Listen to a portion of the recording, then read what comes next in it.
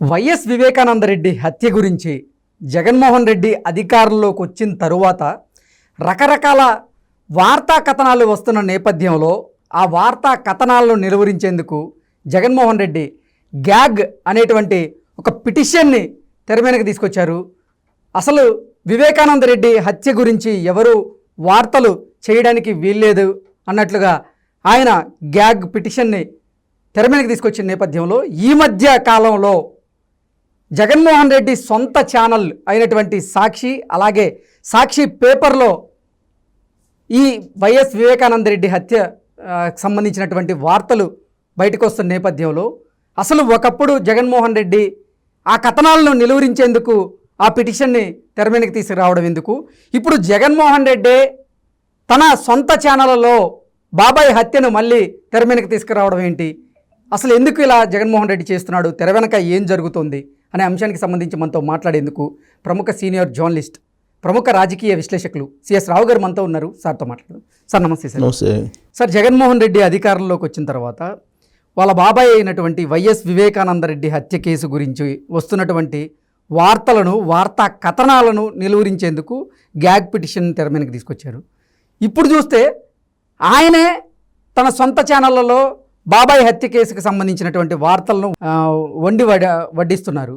ఏంటి సార్ అసలు అప్పుడు ఆపడానికి కారణం ఏంటి, ఇప్పుడు ఆయనే తెర మీదకి తీసుకురావడానికి కారణం ఏంటి అంటే ఏం చెప్తారు? సో ఫస్ట్ నుంచి కూడా వివేకానంద రెడ్డి మర్డర్ అనేది ప్యూర్ పొలిటికల్ మర్డర్ అనేది చెప్తున్నారు, అనుమానిస్తున్నారు. తొలి రోజులు అనుమానించారు. ఆ తర్వాత ఇన్వెస్టిగేషన్ మొత్తం ఆల్మోస్ట్ సిబిఐ చేసిన తర్వాత అది పొలిటికల్ మర్డర్ అని తేల్చారు. అలాగే షర్మిల కూడా ఇది ప్యూర్గా పొలిటికల్ మర్డరు, ఆ కడప ఎంపీకి సంబంధించినటువంటి వ్యవహారంలో జరిగినటువంటి మర్డర్ అనేది షర్మిల చెప్పారు. ఇది ప్యూర్ పొలిటికల్ మర్డరు. ఇప్పుడు 2019 ఎలక్షన్ ముందు జరిగింది. ఇది 2019 మార్చిలో జరిగినటువంటి మర్డర్ ఇది. ఆ రోజు నుంచి ఈ రోజు వరకు కూడా రకరకాల మలుపులు తిరుగుతూ రాజకీయం చుట్టూ తిరుగుతుంది. సో ఇప్పుడు రాబోయేటువంటి ఎన్నికల్లో 2024 ఎన్నికల్లో కూడా ఇదే వివేకానందరెడ్డి మర్డర్ కేసు రాయలసీమలో ఉండేటువంటి మొత్తం ఫలితాలను తారుమారు చేసేటువంటి అవకాశం ఉంది. మిగతా రాష్ట్రం సంగతి వేరు, బట్ రాయలసీమలో మాత్రం వివేకానందరెడ్డి మర్డరు అనే ఆ ఇన్సిడెంట్, ఆ మర్డరు ఖచ్చితంగా వైఎస్ఆర్ కాంగ్రెస్ పార్టీకి నష్టం చేకూరుస్తుందని ఐపాక్ ఇచ్చినటువంటి ఒక ఒపీనియన్. సో ఆ ఒపీనియన్ క్రమంలో ఇప్పుడు దాన్ని ఏ విధంగా ఆ నష్ట నివారణ చేసుకోవాలి అనే దాని మీద ఇప్పుడు వైఎస్ఆర్ కాంగ్రెస్ పార్టీ అలాగే జగన్మోహన్ రెడ్డి తల్లకిందులు అవుతున్నారు అనేది తాడేపల్లి కోర్టులో జరుగుతున్నటువంటి చర్చ. సో వివేకానందరెడ్డి మర్డర్ కేసుకు సంబంధించి ఆల్రెడీ ఢిల్లీ వెళ్ళి ఇటీవల కాలంలో సునీతారెడ్డి, ఆయన కుమార్తె సునీతారెడ్డి చాలా క్లియర్గా జాతీయ స్థాయిలో మళ్ళీ తీసుకెళ్ళడానికి ప్రయత్నం చేస్తున్నారు. ఆల్రెడీ సుప్రీంకోర్టులో పోరాడుతూ ఉన్నారు సునీతారెడ్డి. ఇలాంటి పరిస్థితుల్లో ఈ మర్డర్ కేసు ఎవరు జరిగారు, గొడ్డలి అనేది, గొడ్డలి గుండెపోట గొడ్డల అనే దాని మీద ప్రచారం చేస్తూ ఉన్నారు. చంద్రబాబు నాయుడు కూడా ప్రతి వేదిక మీదుగా అదే ప్రచారం చేస్తూ ఉన్నారు. గుండెపోట గొడ్డల వేట. అసలు జగన్మోహన్ రెడ్డికి గొడ్డల వేటని ఎక్కడెక్కడ నరికింది గొడ్డలతోటి ఎలా తెలుసు జగన్మోహన్ రెడ్డికి, ఇలా ప్రచారం చేస్తున్నారు. మొన్న సునీత కూడా అదే ప్రశ్నించారు. ప్లస్ సిబిఐ ఏం చెప్తుంది, అవినాష్ రెడ్డి, భాస్కర్ రెడ్డి వాళ్ళిద్దరు చేసినటువంటి కార్యక్రమం అని చెప్పి వాళ్ళ షార్ట్షీట్లో పొందుపరిచి ఆల్రెడీ హైకోర్టులో, సిబిఐ కోర్టులో వేశారు. సో దీన్ని బట్టి పబ్లిక్ మొత్తానికి కూడా తెలిసిపోయింది ఎవరు చేశారు ఈ మర్డరు అనేది. తీర్పు ఎలా ఉన్నాయి, తీర్పు ఏం చెప్పినా కానీ ముందు ఇప్పుడు యాజ్ ఆఫ్ నౌ అనుకుంటున్నది ఏంది, అందరిలో ఒక భావన అవినాష్ రెడ్డి వాళ్ళ ఫాదర్ ఇద్దరు కలిసి చేశారని చెప్పి సిబిఐ చెప్తుంది. ఛార్జ్షీట్లో కూడా అదే పొందుపరిచారు. కాబట్టి వీళ్ళే అయి ఉంటారు అనేటువంటి అభిప్రాయానికి వచ్చేసారు. గూగుల్ టేక్అవుట్ ద్వారా ట్రేస్ అవుట్ చేశారు, టెక్నాలజీ ద్వారా ట్రేస్ అవుట్ చేశారు సిబిఐ అని చెప్పి చెప్తున్నారు. సరే, ఇప్పటి వరకు వాళ్ళ శిక్ష పడలేదు కాబట్టి వాళ్ళని మన దోషులుగా నిర్ధారించడానికి లేదు. కానీ ప్రజాక్షేత్రంలో ఒక బలమైనటువంటి ఒపీనియన్ వెళ్ళిపోయింది. అవినాష్ రెడ్డి, భాస్కర్ రెడ్డి ఇద్దరు కలిసి చేశారు, వాళ్ళే ప్రధాన సూత్రధారులు ఇది మొత్తం చేయడానికి అనేది బలంగా వెళ్ళిపోయింది. ఇది పొలిటికల్గా నష్టం చేకూర్చేటువంటి అంశం. ఎందుకు నష్టం చేకూరుస్తుందంటే ఇప్పుడు ఎస్పెషల్లీ పులివెందుల్లో ఏ ఇంట్లో అడిగినా కానీ వివేకానంద రెడ్డి గురించి చెప్తారు పులివెందుల్లో. ఎందుకనంటే వివేకానంద రెడ్డి బతికున్న రోజుల్లో పులివెందుల నియోజకవర్గంలో ప్రతి ఇంటికి వెళ్ళి పేర్లు పెట్టి పిలిచేవాళ్ళు అని చెప్పి చెప్తూ ఉంటారు అక్కడ ఉండేటువంటి వాళ్ళు. అంటే అంత పరిచయాలు ఉన్నాయి వివేకానంద రెడ్డికి. సరే కడపలో కూడా ఆయనకి ప్రత్యేకమైనటువంటి గుర్తింపు ఉంది. వైఎస్ ఫ్యామిలీ నుంచి ఆయన వైఎస్ బ్రదర్ కాబట్టి. సో కాబట్టి ఇప్పుడు వివేకానంద రెడ్డి మర్డరు అనేది ఖచ్చితంగా నెగిటివ్ ఇంపాక్ట్ ఇస్తుంది అనేటువంటి సంకేతాలను ఇప్పుడు ఐపాక్ ద్వారా వైఎస్ఆర్ కాంగ్రెస్ పార్టీ అందుకుంది. దానికి బలం చేకూరేలా ఇటీవల కాలంలో జగన్మోహన్ రెడ్డి పులివెందులు వెళ్ళినప్పుడు రాళ్ళు టమాటాలు పడ్డాయి. వ్యతిరేకమైనటువంటి ప్రజాస్పందన అక్కడ కనిపించింది. ప్లస్ సునీతారెడ్డి కడప నుంచి పోటీ చేయబోతున్నారు అనేటువంటి టాక్ వినిపిస్తుంది. పులివెందుల నుంచి పోటీ చేయాలా, కడప ఎంపీగా పోటీ చేయాలా అనేది ఆవిడ ఇంకా నిర్ధారించుకోలేదు. బట్ పోటీ చేయడం మాత్రం కన్ఫర్మ్ అనేది వినిపిస్తుంది. సో రాబోయేటువంటి రోజుల్లో ఒకవేళ కనుక పులివెందుల నుంచి కనుక సునీతారెడ్డి పోటీ చేస్తే ముక్కోణ పోటీ జరిగేటువంటి అవకాశం ఉంది. అల్టిమేట్గా తెలుగుదేశం పార్టీ గెలుస్తుంది. వై నాట్ పులివెందుల అనేటువంటి కాన్సెప్ట్లో తెలుగుదేశం పార్టీ వెళ్తున్నటువంటి క్రమంలో ఇప్పుడు బీటెక్ రవి అక్కడ పోటీలో ఉన్నాడు తెలుగుదేశం పార్టీ నుంచి పులివెందులలో. సునీతారెడ్డి ఇండిపెండెంట్గా వేస్తే ఒకవైపు కాంగ్రెస్, మళ్ళా ఒకవైపు కాంగ్రెస్, ఇంకొక వైపు సునీతారెడ్డి ఇండిపెండెంట్గా వేస్తే జగన్మోహన్ రెడ్డి పరిస్థితి ఏంటి అనే దాని మీద ఆందోళన చెందుతున్నట్టు ఆ పార్టీలోనే వైఎస్ఆర్ కాంగ్రెస్ పార్టీలోనే ఒక అలజడి లేదంటే ఒక ఆందోళన అయితే కనిపిస్తుంది.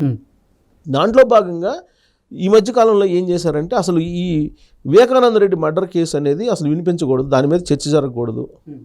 చర్చ జరగకుండా ఉండాలంటే ఏం చేయాలి, న్యాయస్థానానికి వెళ్ళి ఒక పిటిషన్ వేసేసి గ్యాగ్ ఆర్డర్ తీసుకొచ్చుకుంటే కనుక ఎవరు దాని గురించి ప్రస్తావించడానికి లేదని చెప్పి కోర్టు గ్యాగ్ ఆర్డర్ ఇచ్చేస్తే ఇక దాని గురించి ప్రస్తావించడానికి ఉండదు. సో అందుకని ఒక బ్రహ్మాస్త్రం లాగా ఒక పిటిషన్ వేసేసి గ్యాగ్ ఆర్డర్ తీసుకొచ్చుకున్నారు. గ్యాగ్ ఆర్డర్ తీసుకొచ్చుకున్న తర్వాత ఎవరు మాట్లాడటానికి లేదు, కోర్టు పరిధిలో ఉంది కాబట్టి, కంటెంప్ట్ ఆఫ్ కోర్టు కిందకు వస్తుంది కాబట్టి ఎవరు మాట్లాడటానికి లేదని చెప్పి జగన్మోహన్ రెడ్డి ఒక గ్యాగ్ ఆర్డర్ని తీసుకొచ్చుకున్నారు. జగన్మోహన్ రెడ్డి వైఎస్ఆర్ కాంగ్రెస్ పార్టీ వాళ్ళు. సో అంతకుముందు ఈ కేసుకు సంబంధించి 2019లో జరిగినప్పుడు సిబిఐకి అప్పచెప్పాలని డిమాండ్ చేశారు. ఇది ఎలక్షన్ టైంలో ఇది సిబిఐకి అప్పచెప్పాలి, సిబిఐకి అప్పచెప్తేనే న్యాయం జరుగుతుంది అని చెప్పి ఇదే జగన్మోహన్ రెడ్డి అప్పట్లో డిమాండ్ చేశారు. అప్పుడు తెలుగుదేశం పార్టీ ప్రభుత్వం ఉంది. అంటే దీన్ని తెలుగుదేశం పార్టీ మీద అటువైపు చూపించి సానుభూతి పొందేటువంటి ప్రయత్నం చేసి సక్సెస్ అయ్యారు. 2019 ఎన్నికల్లో సక్సెస్ అయ్యారు. దాని మీద సిబిఐ ఎంక్వైరీ వేయాలి, రాష్ట్ర పరిధిలో ఉండకూడదు, రాష్ట్ర పోలీస్ అంతా ఆ రోజు తెలుగుదేశం పార్టీ ఆధ్వర్యంలో చంద్రబాబు నాయుడు ఆధ్వర్యంలో పనిచేస్తుంది కాబట్టి సిబిఐ ఎంక్వైరీ వేయాలని డిమాండ్ చేశారు.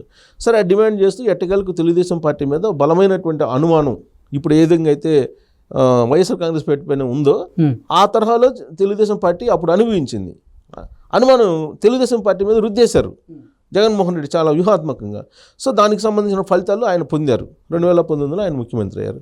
ముఖ్యమంత్రి అయిన తర్వాత సిబిఐ వద్దు, సిబిఐ ఎంక్వైరీ వద్దనే వద్దు, సిట్ ఏర్పాటు చేస్తాం, పోలీసులు మేము ఎంక్వైరీ చేస్తామని చెప్పి మొదలుపెట్టారు. సిబిఐ ఎంక్వైరీ వద్దన్నారు. ఆయనే సిబిఐ ఎంక్వైరీ కావాలన్నారు. ఆయన సీఎం అయిన తర్వాత సిబిఐ ఎంక్వైరీ వద్దు, మేమే సిట్ వేసి తేల్చేస్తాము అని చెప్పి చెప్పారు. అంటే 2 షేడ్స్ ఉన్నాయి దీంట్లో. అవును. సో అక్కడి నుంచి ఎప్పుడైతే సిబిఐ వద్దన్నాడు సిబిఐ ఎంక్వైరీ, ఆ రోజు నుంచి జగన్మోహన్ రెడ్డి అలాగే అవినాష్ రెడ్డి, భాస్కర్ రెడ్డి వీళ్ళ మీద అనుమానాలు పెరిగిపోయాయి. పెరిగిపోవడంతో పాటు అసలు దీని గురించి చర్చ జరగడానికి లేదని చెప్పి గ్యాగ్ ఆర్డర్ తీసుకొచ్చుకున్నారు. దీంతో ఇంకా బలమైనటువంటి అనుమానం ప్రజాక్షేత్రంలో ప్రజలకు వచ్చేసింది. సో దీని వెనక కాన్స్పిరసీ ఉంది, డెఫినెట్గా ఇది తాడేపల్లి కోట రహస్యం, ఇది ఈ రహస్యం అంతా తాడేపల్లి కోటలో ఉందనేటువంటి అనుమానం బాగా వచ్చింది. దానికి తగ్గట్టు విపక్షాలు కూడా అసలు వివేకానంద రెడ్డి మర్డర్ చేసింది ఎవరు అనే దాని మీద బాగానే ప్రజాక్షేత్రంలో తీసుకెళ్ళగలిగారు. దానికి మరింత బలం చేకూరేలా ఇప్పుడు షర్మిల, సునీతారెడ్డి వీళ్ళు కూడా చెప్తున్నారు. దీంతో ప్రజలు ఫిక్స్ అయిపోయారు. ఇక మరో మార్గం లేక ఇప్పుడు ఏం చేస్తున్నారు, వాళ్ళ సొంత మీడియాలో ఒక పేజీ 2 రోజుల నుంచి ఒక పేజీ కేటాయించారు. ఒక పేజీ కేటాయించి తెలుగుదేశం పార్టీ వాళ్ళే బీటెక్ రవి, ఆదినారాయణ రెడ్డి అంటే ఇప్పుడు బీజేపీలో. So BTech Ravi, Adinarayana Reddy, AB Venkateswara Rao, ఆ రోజున్న ఏబి వెంకటేశ్వరరావు ఇంటెలిజెన్స్ చీఫ్ కొంటే ఆయనకి తెలుసు, చంద్రబాబు నాయుడు మొత్తం చేశారు. ఇది సునీతారెడ్డిని మభ్యపెట్టి సునీతారెడ్డి చేత అబద్ధాలు చెప్పిస్తున్నారనే యాంగిల్లో ఒక వండి వార్చారు ఒక కథను. గ్యాగ్ ఆర్డర్ తీసుకొచ్చుకుంది వాళ్ళే, మళ్ళీ వాళ్ళే వండి వార్చి ప్రజల్లోకి తీసుకెళ్తున్నారు. అంటే కోర్టు నిబంధనలను ఉల్లంఘించినట్టే కదా, గ్యాగ్ ఆర్డర్కు వ్యతిరేకంగా చేసినట్టే, ఉల్లంఘించినట్టే కదా. మళ్ళీ ఇవాళ ఇంకో కథను రాశారు. ఇది పిఏ కృష్ణారెడ్డి ఇంటర్వ్యూ లాగా ఒక ఇంటర్వ్యూ వేసేసి మళ్ళీ పాత కథని మళ్ళీ ఇటు తిప్పేటువంటి ప్రయత్నం చేస్తున్నారు. దాంట్లో ఏం సునీతారెడ్డి ఆమె భర్త ఇద్దరు కలిసి చంపేశారు అన్నట్టుగా క్రియేట్ చేసి దాన్ని ప్రజల్లోకి తీసుకెళ్లే ప్రయత్నం చేస్తున్నారు. ఏం చెప్పినా జగన్మోహన్ రెడ్డి లేదా వైఎస్ఆర్ కాంగ్రెస్ పార్టీ వినే రోజులు పోయినాయి. 2019లో ఏం చెప్పినా విన్నారు. ఇప్పుడు ఏం చెప్పినా వినే పరిస్థితులు లేరు. పబ్లిక్ తెలిసిపోయింది అసలు గొడ్డలు వేటైంది, వివేకానంద రెడ్డిని గొడ్డలతోటి ఎవరు చంపారు, అది గుండెపోటు కాకుండా గుండెపోటు అని చెప్పి ఎవరు క్రియేట్ చేశారు, తర్వాత గొడ్డలపోటు అని ఎవరు తీసుకొచ్చారు, అసలు గొడ్డలేది, గొడ్డలు ఎవరు తీసుకొని పోయారు, ఈ చర్చ విపరీతంగా జరుగుతుంది. ఇలాంటి పరిస్థితుల్లో ఏం చెప్పినా కానీ వినే పరిస్థితి లేదు. కానీ ప్రయత్నాలు అయితే చేస్తున్నారు.